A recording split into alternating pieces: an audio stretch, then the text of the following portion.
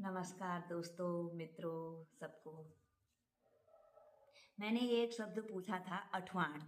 अठवाण हमारे उत्तराखंड में एक बलि पूजा से संबंधित शब्द है।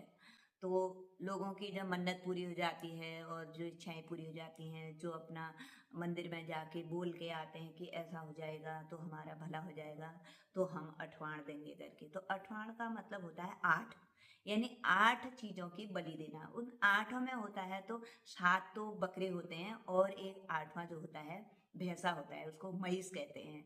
तो ये जो 8 अजबली जो होती है, इन बकरियों का मांस जो तो होता है, सब लोग खाते हैं, सब प्रसाद के तौर पर वो बांटा जाता है।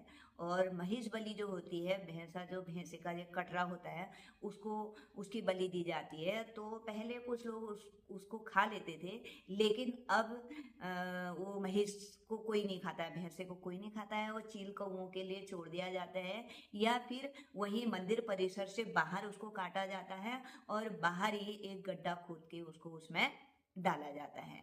कहा जाता है कि अजबली जो है वो तो देवताओं के लिए चढ़ता है, और महिष बलि जो है, जो उनके गण भूत प्रेत हैं, आत्माएं जो हैं, उनके लिए उसकी बलि दी जाती है।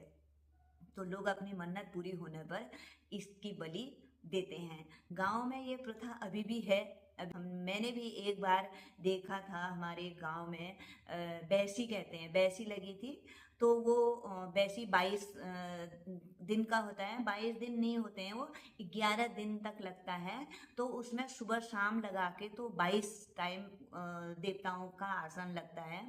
तो उसमें पूरी पूजा पाठ होती है, और उन बकरियों को और भैंसों को बड़े गाजे बाजे के साथ और देवताओं के गीत गाते हुए उनको मंदिर में ले जाते हैं। खासकर ये जो बलि होती है दुर्गाष्टमी पर और नवरात्रियों के टाइम पे दी जाती है। और ये नंदाष्टमी का जब मेला होता है, उस समय भी ये बलि दी जाती है। तो गांव की जिन लड़कियों की शादी हो जाती है, वो लड़कियां भी बधाई देने के लिए आते हैं अपने इष्ट को।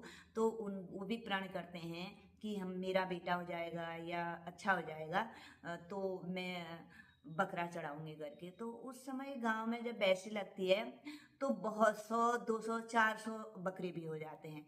उतने बकरियों की बलि दी जाती हैं, और प्रसाद के तौर पर पूरा गांव या आसपास के गांव को भी निमंत्रण दिया जाता है, और सब लोगों को वह प्रसाद के तौर पर वो खिलाया जाता है। यही अठवाण शब्द का अर्थ मुझे इतना ही मालूम है। अगर आप लोग इससे ज़्यादा जानते हैं तो मेरे को भी बताना।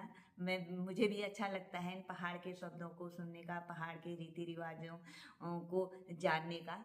तब तक के लिए धन्यवाद। फिर मिलते हैं एक नए शब्द के साथ।